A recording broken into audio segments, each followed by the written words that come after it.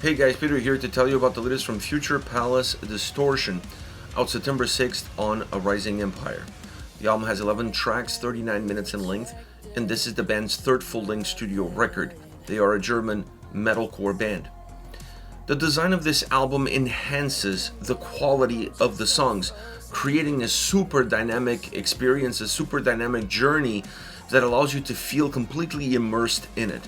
And that's exactly what an album design should be all about.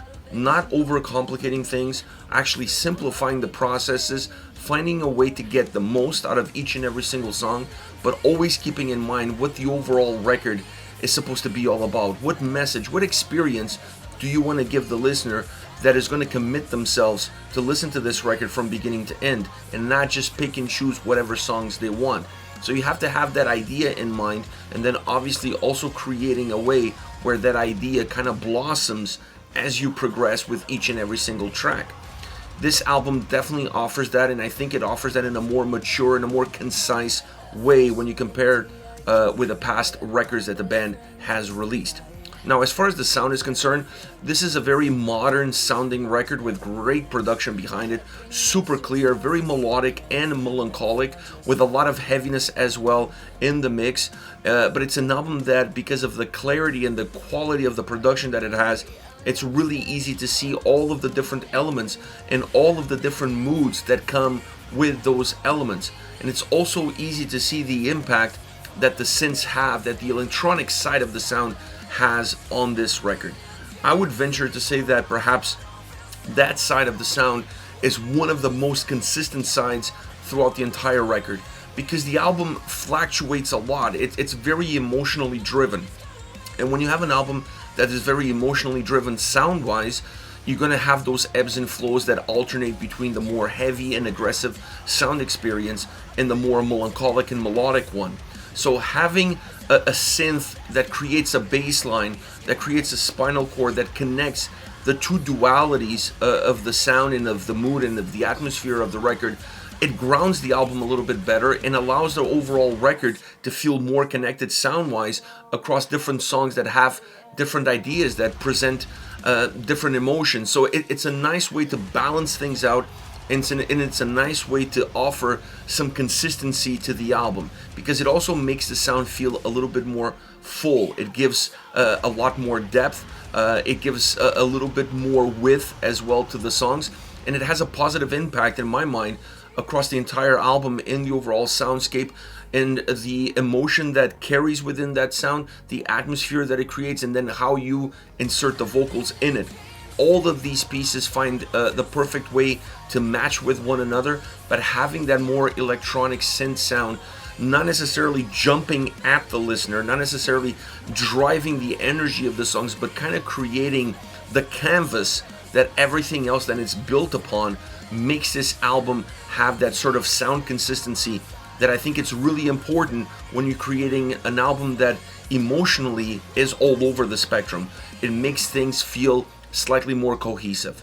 Now, you still have an album that obviously has great drum sound and great guitar sound. The drum sound on this album, in my opinion, is one that really fits the full spectrum of moods, of ideas, of where the album is trying to go. It's an album that, from a drums perspective, has a sense of heaviness. When the songs are heavy, the drums are always there to put a touch, to put a fingerprint on that style, on that heaviness, defining the size and the format in which that heaviness is presented. But they're also there in the more melodic and melancholic side, taking down a notch, becoming a little bit more of the heartbeat of the album, of the sound, controlling the emotions around it a little bit better, keeping everything grounded. So it's an album that drum-wise, it's very rich, not necessarily from a soundscape point of view, but it's very rich in terms of what it offers to the album itself. And the same could be said for the guitars. I enjoy the guitars on this album tremendously. They had this ability on the heavier side to match up with the drums really well, blending very well together, creating this big wall of sound that hits you and hits you hard. They also had that more melodic and melancholic side that matched really well with a more synth-driven experience.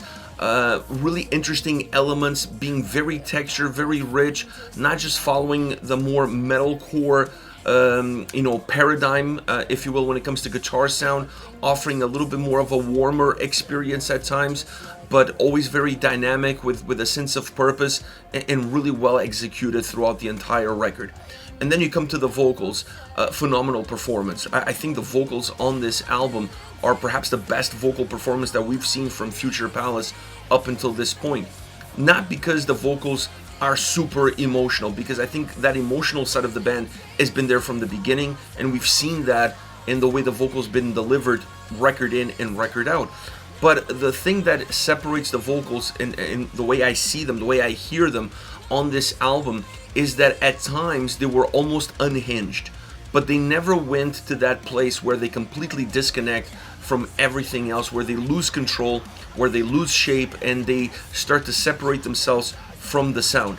I felt like there was this ability on this record to push the vocals to that limit, to really deliver an emotional performance, to really deliver what it means to sing these words, what it means to sing these songs, where these songs are coming from. The inner demons that are exercised with these tracks are alive and well in the way the vocals are put together, in the way the vocals come about, and pushing that limit, really pushing the vocals to that limit without necessarily cracking or going over it, is the winning formula for an album that has this sort of sound, that has this sort of theme behind it, making this my favorite album from Future Palace. I think the previous records were stepping stones that brought them to where they are today with this record, Distortion. This is a more mature album in terms of the way it's constructed, is a more mature album in the way that it's built, in the way that it's put together, in the way that it's presented across all of the elements, design, vocals, and sound, and obviously the atmosphere and theme that runs through it. So outstanding album by Future Palace.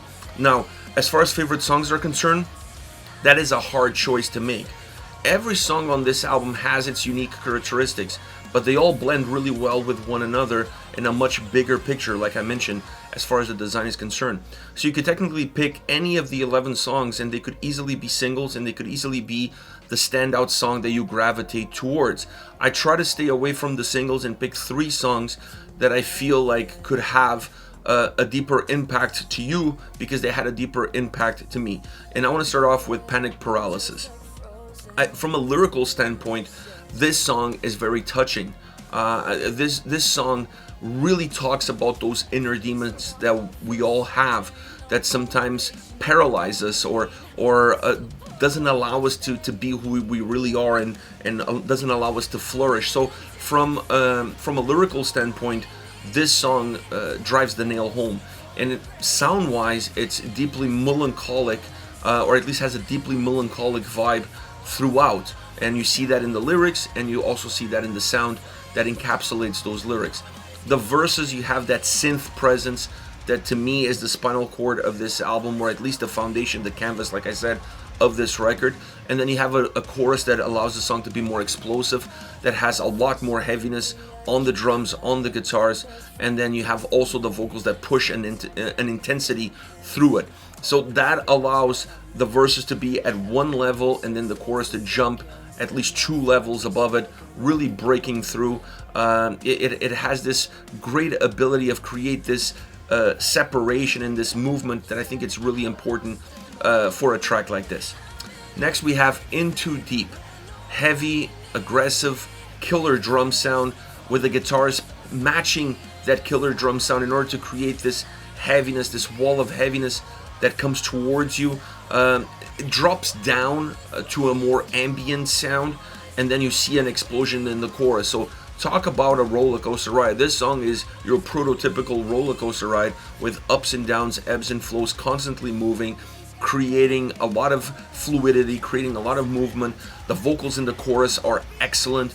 I love the backing vocals. The layers in the vocals in the chorus give depth to the vocals, make the vocals not necessarily coming across more intense, but the fact that the layers are there, it gives you a sense of intensity.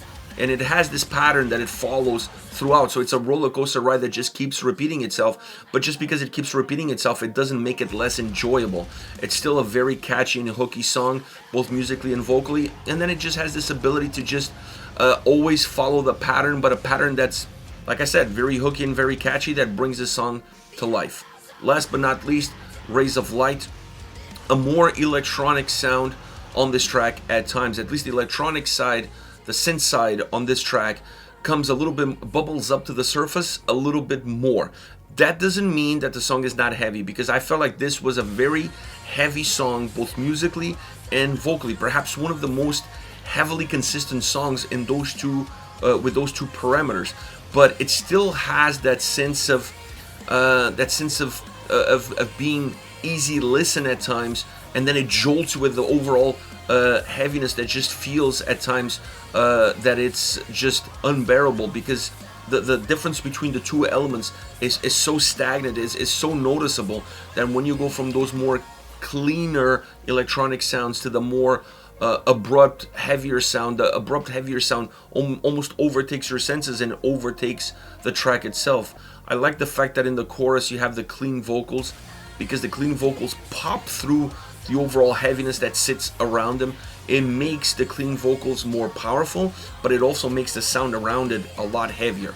And when you start to look at this song, when you start to look at the heaviness of this song, both musically and vocally, I think you're going to find that this is one of the darker, it's kind of interesting because it's called Rays of Light, and I felt like this was one of the darker songs in terms of the mood, one of the darker songs that this album has to offer. This is at Future Palace with Distortion on September 6th on the Rising Empire. Let me know your thoughts on the band. Hit me up in the comment section. I'll see you all at the next video. Take care, guys.